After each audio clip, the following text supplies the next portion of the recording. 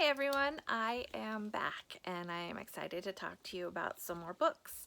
Now, our book fair is technically over, even the online portion, but since the books are just sitting at the school under quarantine and I am sitting at home under quarantine and happened to walk through and grab a couple, I thought I would share the books with you here. The first one that I'm going to share with you is called The End and Other Beginnings by Veronica Roth. I like it because it matches my dress. It is Veronica Roth. You may have heard of a little series that she wrote called Divergent, which I would recommend. I enjoyed it. It has a very controversial ending, and I will just say that I thought she was brave for making the choice that she made, because a lot of authors would not have done what she did with that. And if you do read Divergent, I would highly recommend that you read Four's stories as well. Because I think that they help you understand the story better. But this book, The End and Other Beginnings, Stories from the Future, is it's a series of short stories, which I found to be really interesting. There were a couple that were not my thing. Then there was one that I really, really loved. The one called Hearkeners is the one I really enjoyed. And then she has some little bits of her other series called Carve the Mark in here as well. So I would recommend this. I think it's really good. I had fun reading the stories. And then, so it was a little bit steampunk in some, a little bit futuristic, a little bit, there was a little love story, you know, a little bit of everything in there. Another one that came on our table, and again, this table, I was so excited to get to do this table, guys. It was called the Mature Table.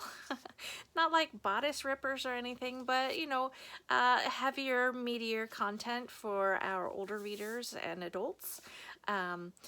I had to sign a waiver and talk to the boss of the warehouse and everything to get it, and I was really excited for it because, you know, middle schoolers and up, they still read and they want to be interested and entertained and challenged and feel feelings, and all of that is valid and okay and should be encouraged. And some of it is really heavy. This one, it's by Lori Holtz Anderson. It is called Shout, and it was a challenge. I'm not gonna lie. It wasn't hard to read, but it was hard reading because the subject matter was so heavy. One of the other books that she is famous for that I read last year is called Speak, and it has to deal with a student who was raped, and the way that she coped and survived. The author of this book was raped as a child, and this is told in a, you know, it's fictionalized, but also loosely her life. And is told through a series of free verse poetry, and it's heavy. Her father has PTSD from fighting in World War II and is an alcoholic and possibly has some bipolar going on.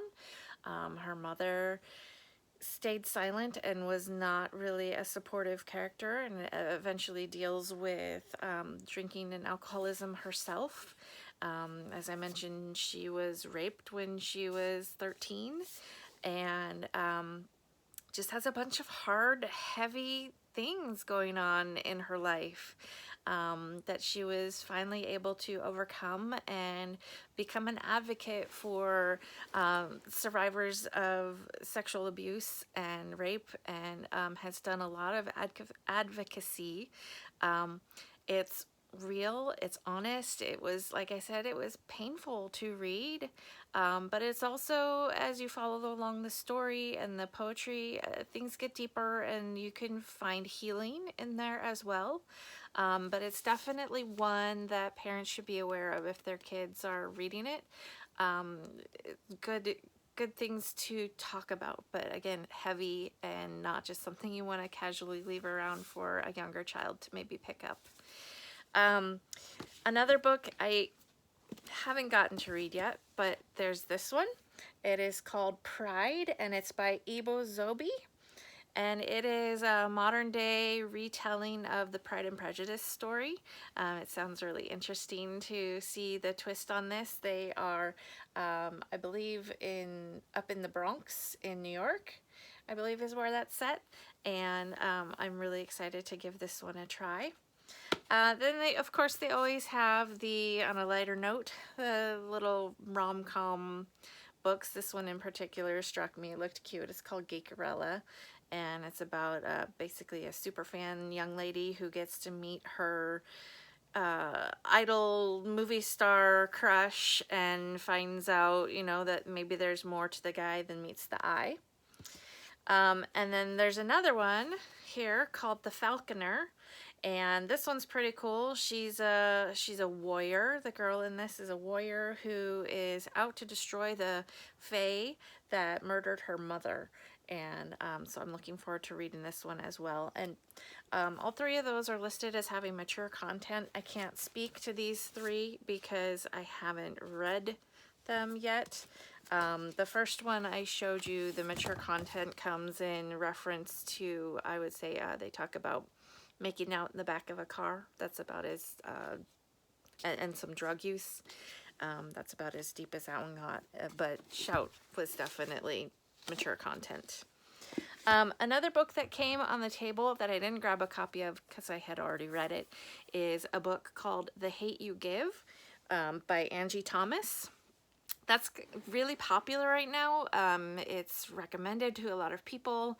It's been turned into a movie, and it's really powerful and, again, relevant to our situation with the police violence and gang warfare and all that.